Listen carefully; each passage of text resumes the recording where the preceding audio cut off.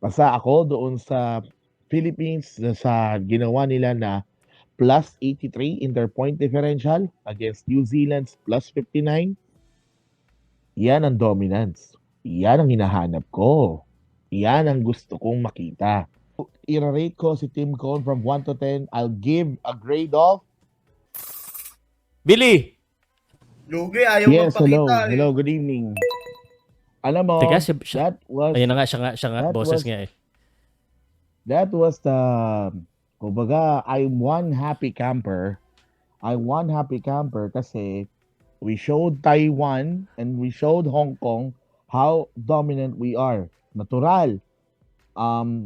We need to understand we are number 38 in the world rankings. And then Taiwan is number 78. Hong Kong is 119th. So, it shows na kahit babano, hindi natin kalibel yung dalawang yun. And we did it. And yan yung, kumbaga, ano mo yung going up against Taipei. Going up against Taipei, ang prediction ko dyan ay 20 puntos mahigit. But, that is lit. 53 points. Yan ang tinatawag kong no mercy basketball. Yan ang gusto kong makita sa Gilas. Well, yun nga lang, Taiwan and Hong Kong are not yet at our level. Now, going into the next one, which is an OQT game against host Latvia and Georgia, ang masasabi ko lang dito, kasi dito... Teka. Bago ka magpunta advance, Mag-Latvia. may tanong ako sa'yo. So, satisfied ka na prove na ba sa'yo ni Coach Tim Cone na kaya niya? Mahina pa eh. Mahina yung team sa kalaban niya eh. Alam niyo, kung tutuusin ha, hindi natin kalibel, pero happy naman ako sa performance nila. Siguro, ang grade ko kay Team Cone... Mahina pa! 50 dinoble score, nahinaan ka pa? Hindi. Ang ibig ko sabihin, medyo, hindi nga natin kalibel yung dalawa. Oh, pero 50 eh. 50. Sandali. Hindi naman basta-basta eh. Tatapusin ko. Siguro, i-rate ko si Tim Cone from 1 to 10. I'll give a grade of 9. I'll give a grade of 9. Kasi you let this guy, a happy camper, na talagang sobrang saya.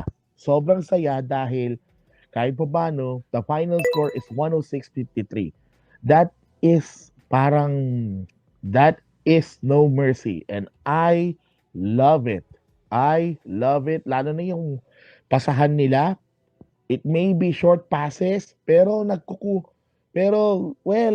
Taiwan had no other defenders. And I will say, Taiwan got bamboozled.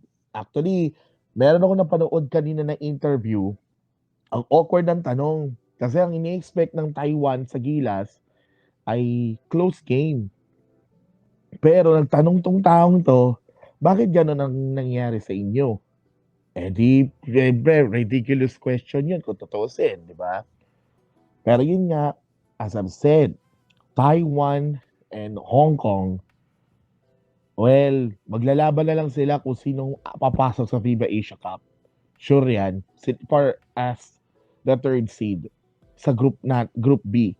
Basta ako doon sa Philippines sa ginawa nila na plus 83 in their point differential against New Zealand's plus 59. Yan ang dominance. Yan ang hinahanap ko. Yan ang gusto kong makita. At yun nga, nakakagandang tignan.